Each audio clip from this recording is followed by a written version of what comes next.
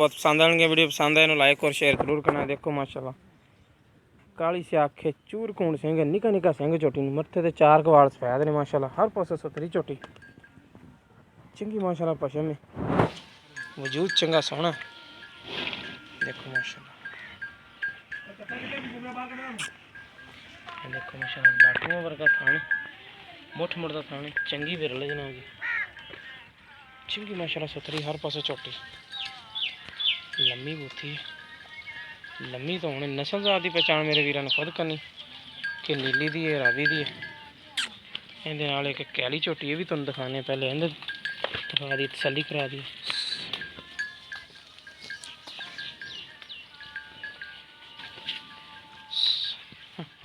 लिबास देखो माशाल्लाह गिट गिट बाहर थान दी बिरल चंगी बाकी तसल्ली करांगे मालका को। एक हड्डी की झोटी चंगा पुट्ठा लिबास बहुत सोहना बनाने भी सूर नूं लाई जांदी चड्डा कुछ सुथरी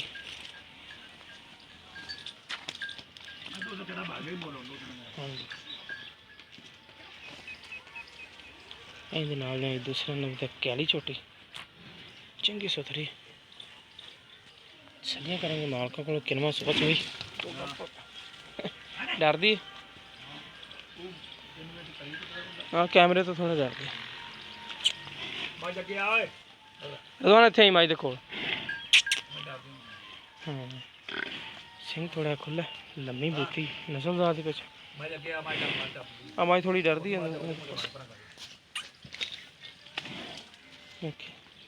देखो माशाल्लाह जिन्ना चड्डा अगे माई ने उन्ना पिछे चंगा थब्बे का जनाब है मन फिर देखो माशाल्लाह खान दी बटन भी है ने नीली दे बटन वाली झोटी जनाब जी पूरे रंग दे था माशाल्लाह थोड़ा लंबा है सुथरा चंगी गलत है जनाब जी।